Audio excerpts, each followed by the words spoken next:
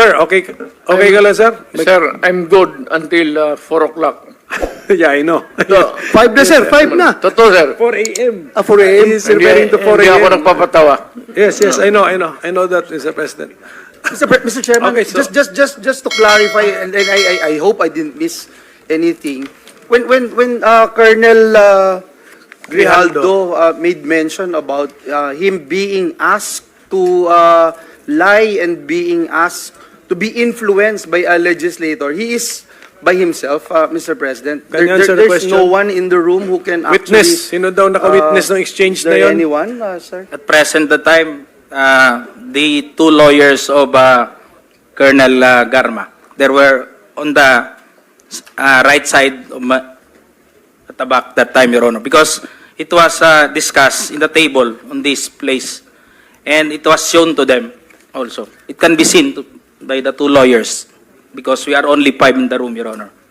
And seen and heard Yes, Your Honor. the words that you uttered a while ago. Just because one of the lawyer reacted when I refused to confirm the statement, because the holdings of this paper, Your Honor, like this, it was on the second page, and I've seen some notes or names, and my name was indicated in that statement. So when I rejected, or I don't want to say rejected, parang nag-explain na ako na hindi ko kayang i-confirm yung statement na yun. And what was the Sabi niya, reaction again? and The reaction of the lawyer said, hindi na rin sila umimik, Your Honor. Kasi yun lang naman gusto nila na mag-collaborate do sa statement na pinabit ni Colonel Garma. thank you, Mr. Okay, Chair. so can we now entertain questions directed to the former President? Ano, sir? You're right. Wait a minute. Yes, Mr. sir. President raising his hand. Yes, sir. Thank you for giving me the time. I'd like to ask the Colonel, sino yung idiot na superior mo? What is the question, sir? Who is the superior of... Yes, the one who... Alam mo ano ang ginawa nung ulol na yon? Subornation of perjury. That is a crime. Tingnan mo sa revised penal code. Subornation. Sige po, I think you already stated it, ano? Kaya Colonel Grijaldo. Nasagot na po niya, Mr. President. Nasa testimony na po niya. Sige po, can we now proceed? Who has questions for the former President? Mr. Chair, Oh, I'd like to make it clear na yung ginawa ng idioto na opisyal mo o classmate mo, Sir, it's not officer, congressman. Congressman ang nagsabi sa kanya. Ganun, congressman. yung idioto na congressman, subornation o perjury yan. He was suggesting, the mere suggestion of what he wants you to do is already a crime. Under the revised penal code, yung inuudyok mo yung tao na mag-execute ng affidavit falsely or making a false narrative, subornation of perjury. yes, that's a crime under the Yes. revised penal code. Yes, sir. Thank you. Sige sir, because okay, we are operating under time constraints. So sabi ko kanina hanggang 3 o'clock lang tayo. But sige, but Quick, can we, gusto ko lang habulin yung classmate mo. Ay, yung congressman. Parang papailan ko ng kaso. Total, hindi ko na kailangan yung affidavit mo. Your narrative here is under oath. Hindi ko na kailangan yung affidavit mo. All I have to do is to take out your statement, the basis of filing a case of subornation. our transcript of records will be available to anyone who will request, Mr. President. Okay, Committee Secretary. A transcript natin available to everyone. Okay, so Anybody? Your Honor. Senator Risa? Can we... Your Honor. What one- is it about, ma'am? About subornation of perjury. We all know about that theory I about just wanted to subornation. say na ganun din po ang ginawa nila. Okay. Subornation of perjury. Sige po. Thank you. Thank you. Senator Risa Ontiveros is recognized. Salamat kaayo, Mr. Chair. So, bago po magsimula, gusto ko lang pong ipaalala sa ating lahat na seryosong usapin ito. At tiwala ako sa chair ng subcom na seryoso tayo dito. At hindi ko po na-appreciate ang napaka-casual na mga sagot ni dating presidente tungkol sa patayan. At tumatawa at pumapalakpak pa ang ilang kasama dito sa session hall. So siguro, tigilin na natin yung nakasanayan natin na normalize at gawing katatawanan ng patayan. Sir, sabi nyo, when you are confronted by a criminal, you must overcome the resistance. Ibig po ba sabihin na lahat ng na EJK may barel? Kasi kung gano'n, nasan na po kaya yung mga barel? Dapat may libo-libo ng barel sa custody ng PNP. Do you have any thought on that? No, that is you're asking somebody somewhere or to make an accounting which is not possible. That your question cannot be answered here. All right, sir. So, but I think it can be questioned kung hindi nyo kayang i-address, itatanong po namin sa PNP. Sabi nyo rin po kanina, you take full legal responsibility for the consequences of the drug war. Yes. Kanina rin, Yes. kanina rin sabi nyo maraming mali.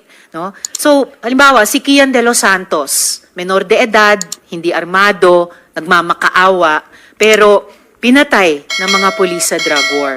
Oh. Do you take responsibility for the death of Kian De Los Santos? The criminal act, hindi naman siguro. The death. You take responsibility for his death. Walang maniwala na abogado sa akin yan. That Hindi would po, be sir. a long shot. Hindi po abogado. Nandito pa lang tayo I sa was Senado, hindi sa referring Korte. to the policy na ginawa ko para sa mga pulis. Yes, Sabi sir. At ko, nagbunga that yung I polisiya. take full responsibility Yes, for and that. what about yung bunga ng polisiya na libo-libong namatay kasama si Kian De Los Santos? Do you also take full responsibility for that? Because in October 2020, na-quote po kayo na sinabi nyo, if there's killing there, I'm saying I'm the one.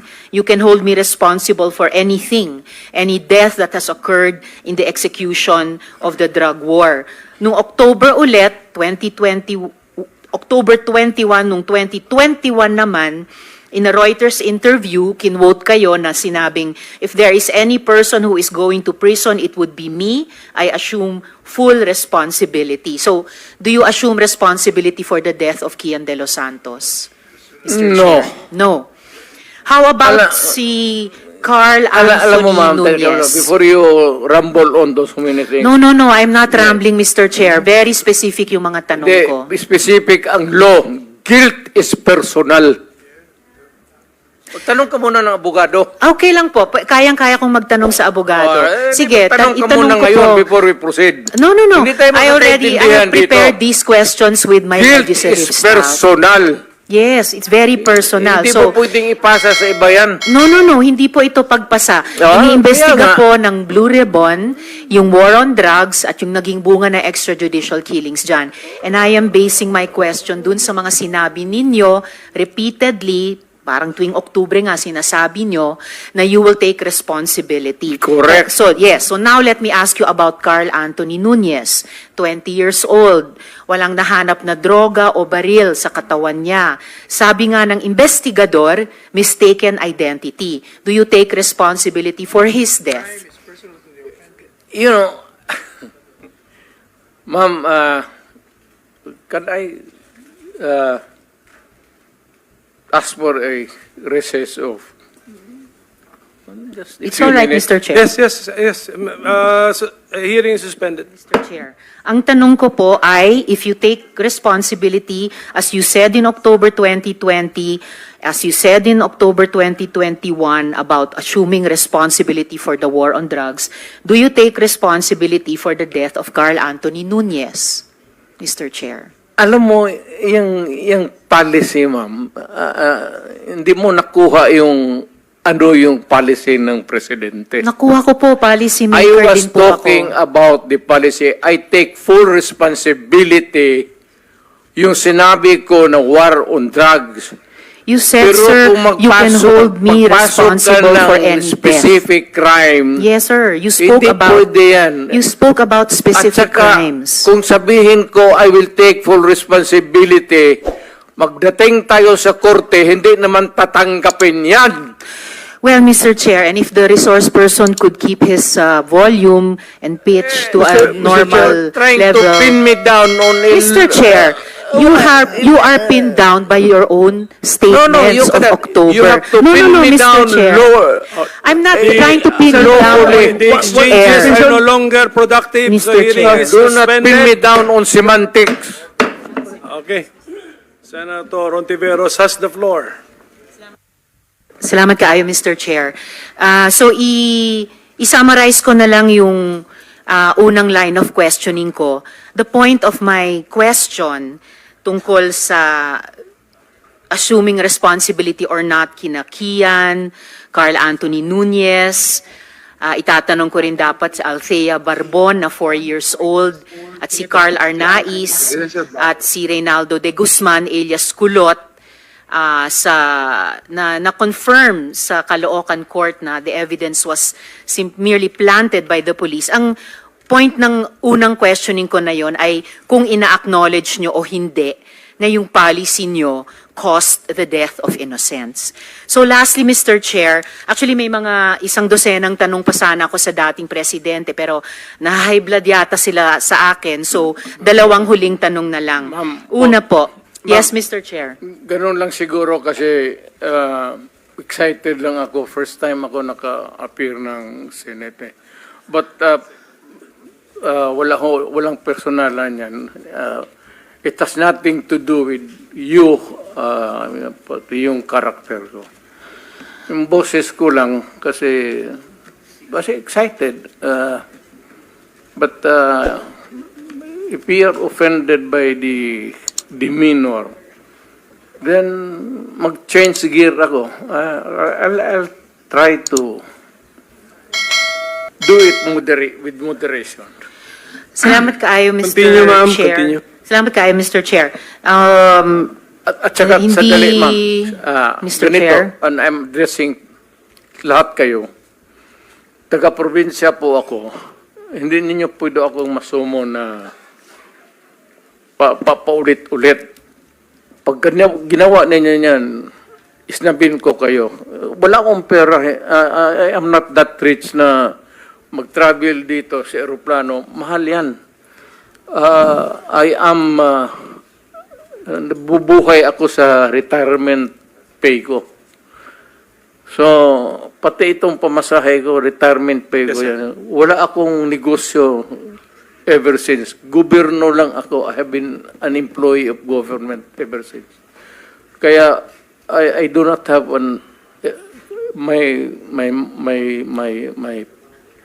my public life is open to everybody.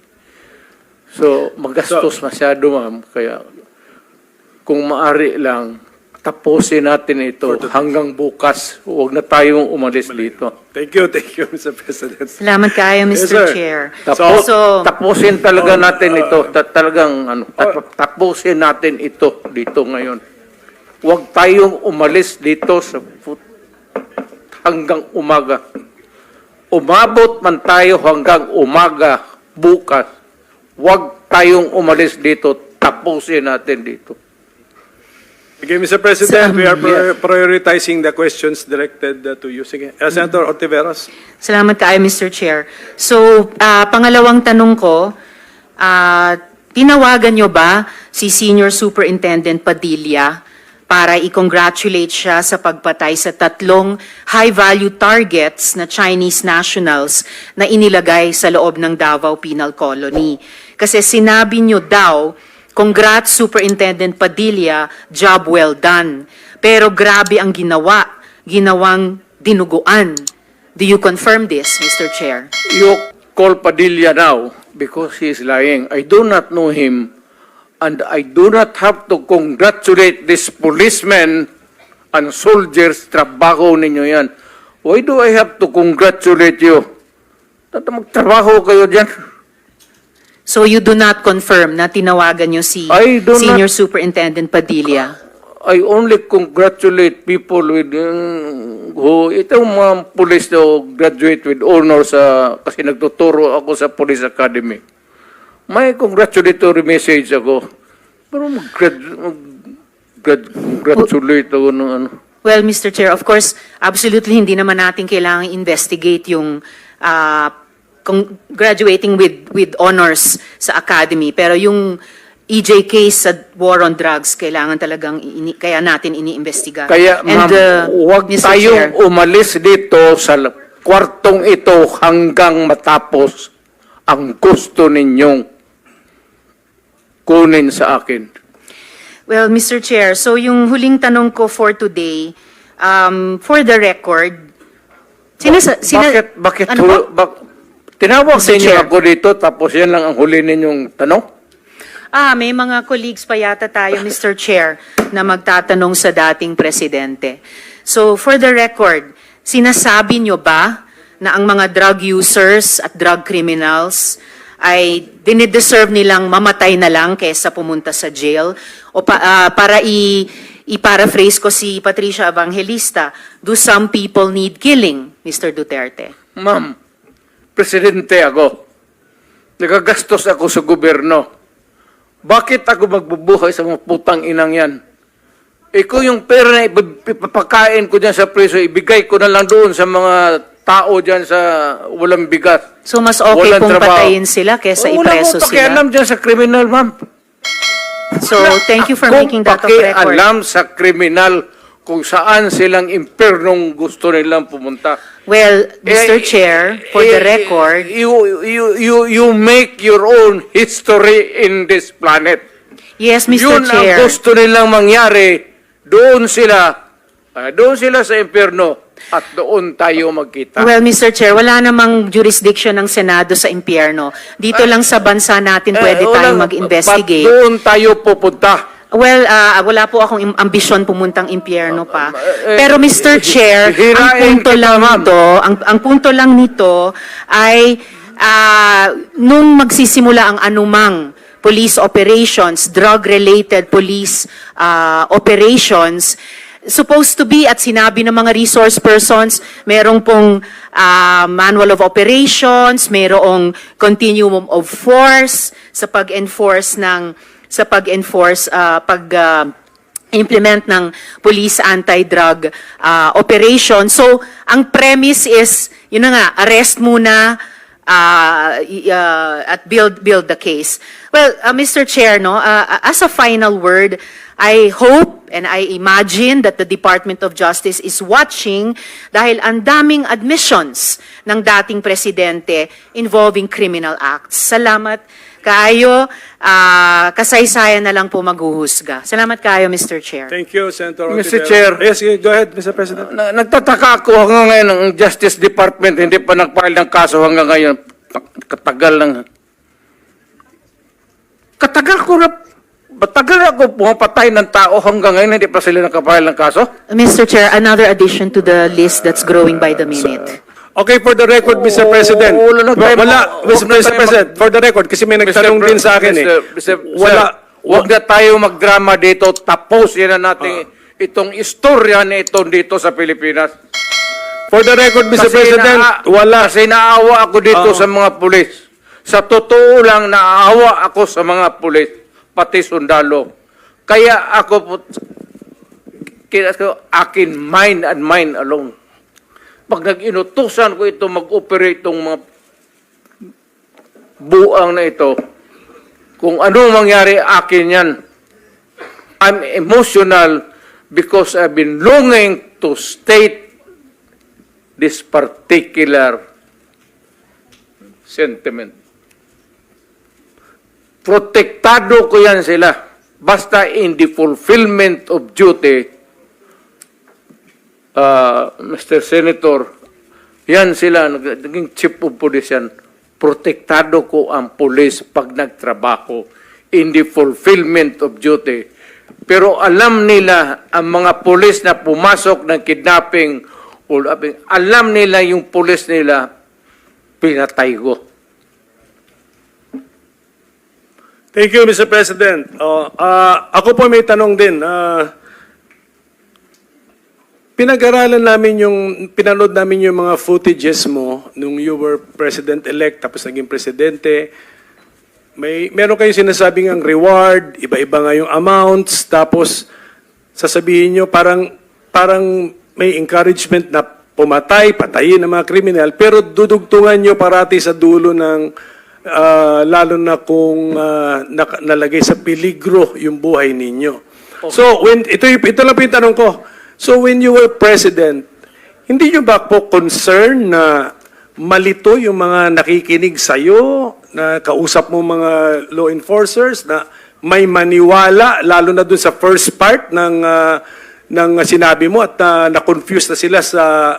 Kasi paliko-liko po yung mga pronouncements po ninyo, Mr. President. When you were president, were you not concerned that you will be misinterpreted? Hindi, kasi matagal akong instructor ng pulis eh.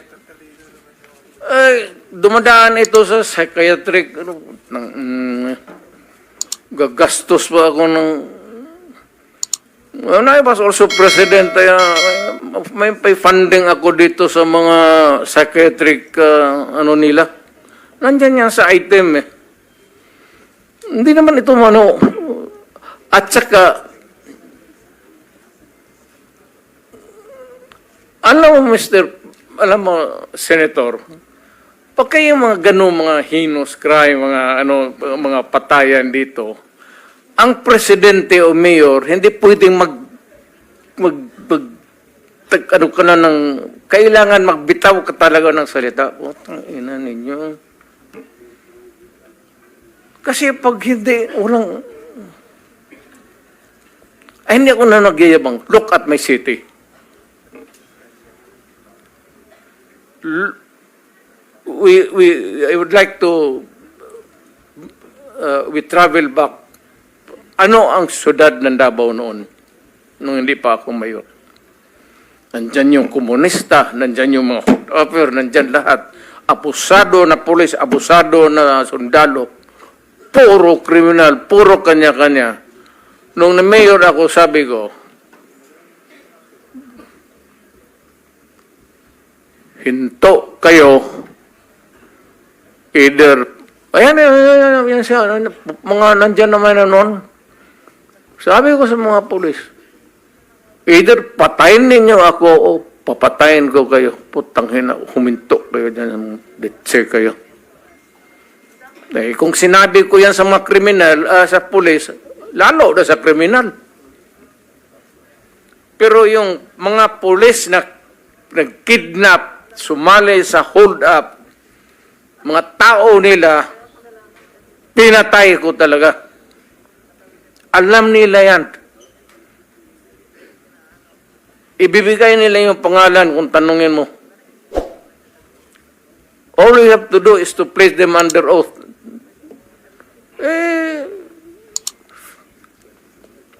Sinabi ko sa kanila, pati kayo pag hindi ninyo madisiplina yung mga tao ninyo. Bayad ang mga tao ng sweldo ninyo tapos pati kayo kasali dyan. Stricto talaga ako sa pulis. Ayan sila. Puro general yan.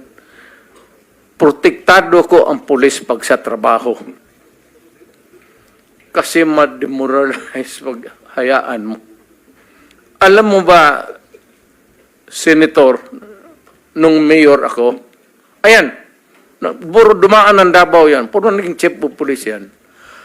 Pagka ang pulis nagkaroon ng kaso, yung araw na yon na ma-file yung kaso against the police, tangina, yung sweldo niya, hinto na yan. Wala nang pagkain na dumadating doon sa pati yung mga anak. Hinto pati yung edukasyon ng bata. Kaya pinoprotektahan ko sila. Ito puro generals. Pero alam nila, sila mismo pinoprotektahan ko yan. Dumaan ng kaso yan. Pero yung mga pulis na gago, I will take advantage of the presence of the former president and then ask now the police generals present this afternoon. Narinig niyo yung sinabi ni Presidente? Generals Danao and Cuy, do you confirm what the President said? Na kung involved ang police ninyo sa krimen, siya mismo ang pinapatay daw niya. So do you confirm such a statement? alam nila yan. As far as I'm concerned, sir, when I was under the Davao City Police Office, hindi naman siguro sir yung pinapatay. Sige, tell us. As far as I know, sir, wala mang pinatay po si Mayor talaga. What do you do? What do you do to the policemen involved in crime? Policeman is involved in crime, sir. That Okay. is the scenario. Oh. Sir, nung panahon ko, when I was the city director, there was one policeman who was discharged for illegal drugs. And unfortunately, hindi ko na lang po i-mention yung pangalan kung sino yung congressman na nilapitan at na-reinstate po sa serbisyo, in short. Okay, he was already discharged from illegal drugs. Wala pang 1 year, sir. Walang ginawa kundi magmaoy, mamaril, at binabaril niya, sir, yung kanyang misis, binabattle indok niya yan. Okay? So, in short, sir, yung taong yun, kinausap ko. Kasi sabi ko, kababalik mo lang, baka pwede namang maglaylo ka. Okay? So, ang nangyari, sir, naglaylo siguro ng 3 linggo. Ganon uli, sir. So, binaril na ng binaril yung misis niya. And accordingly, sabi mismo ng misis niya, Sir, kaya po laging nagwawala na naman itong mister ko dahil bumalik uli sa droga. So, in short, sir, pinatay namin. Ganon lang, sir. Anong circumstances? Meaning, pinatay ninyo, paano? Sir, lumaban, sir, Pulis, may sariling baril, sir. Binabaril nga niya yung misis niya, kami pa. Napatay nyo sa bahay niya? Yes, sir. Nag-operation Inoperate namin kayo? talaga, sir. Yes, sir. Inoperate namin, sir. Nakalimutan ko lang yung apelyido. Pero that was when I was the city director. I think it was 2014. Anong month po? I am familiar with the... Sige, sir. Can you supply the details, Mr. President? Yes, lumaban, sir. Yung anong petsa, so that yung mga gusto mag-research further sa insidente, anong petsa, anong pangalan ng tao? And I cannot... it would be impossible to remember that. I have to go back home and... General dig Danao, into month the- and year? Para lang because this happened in Davao City, pero anong month and year? Para... Yes, sir. Hindi ko lang, sir, maalala yung pero I was the city director, sir, Pero that was from... Kasi I was assigned, sir, from 2012 up to, 16 yata? Or basta almost 3 years yun, sir, Thank you. So, walang ginawa yun, sir, kundi magsumbong sa station. And, actually, pinatawag ko, sir, yung police, Yun yung pinagtataka ko, sir. Dahil na-discharge na ito, hindi ko na lang sasabihin, sir, kung sinong congressman yung nilapitan niya. Sige po. And, nakabalik, sir, sa serbisyo. So, yun ang nakakasakit, sir, sa atin. Dahil, dinischarge ka na nga for illegal drugs, and yet, nakabalik ka uli.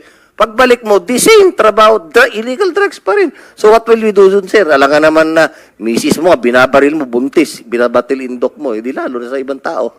Thank you, General Danao. General Cuy, any reaction to what the President said? Sir, when I was the city director then in 2005, I cannot remember any incident of a member of the Davao City Police na involved in illegal activities. But yung policy na yun po ni Mayor noon was well known to the public, more so to the members of the police force. Senator. Go ahead, sir. Sa lahat ng puro nagdaan ng Davao to, pinakamabait yan si Kuy. Hindi makapatay ng lamok yan. Yung iba dyan, Danao, patay ka dyan.